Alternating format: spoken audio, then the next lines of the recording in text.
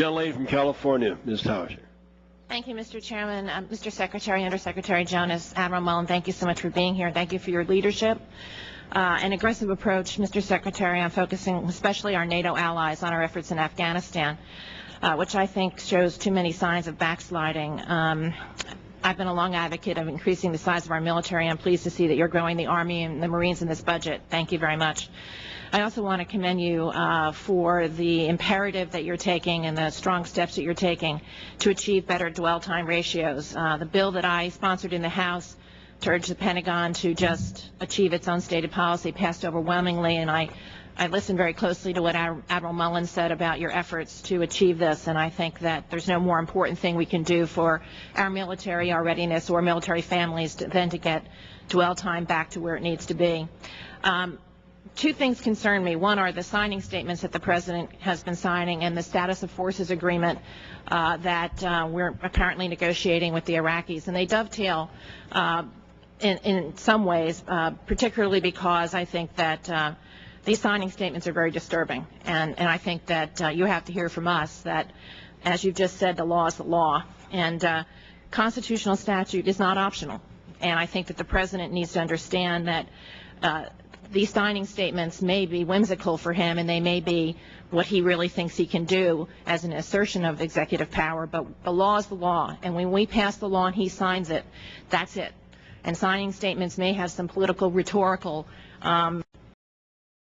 point of view for him, but he needs to hear from us that they don't mean anything, and the law is the law.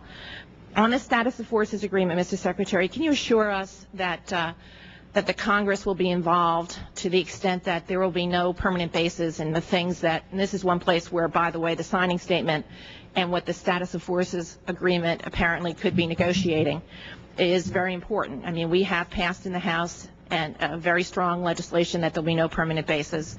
The President had a signing statement basically saying he's going to do what he wants. But we have the status of forces agreement that's being negotiated that we want to have some input into, especially since it has very long-term effects. Can you give us some reassurance as to what you think the status of it is, and anything else that you can do to reassure us that we're going to be part of it?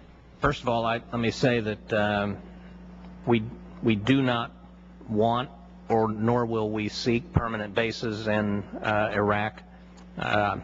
I don't know the specifics about the signing statement, except that I suspect it was more on constitutional grounds than it was on the substantive issue of the bases in Iraq, because the President and Secretary Rice and I have all been explicit that we do not want and will not seek permanent bases.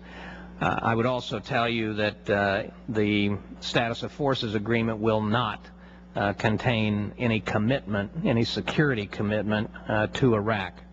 And I believe that the administration has committed to an open and transparent process in negotiating the SOFA and consultation with the Congress, so that Congress is aware of what's being negotiated in the SOFA. We have at any given time 80 to 100 SOFAs, none of which have been submitted for ratification, but in light of particularly in light of the sensitivity of this issue, it seems to me that transparency and openness as we go through this process is important.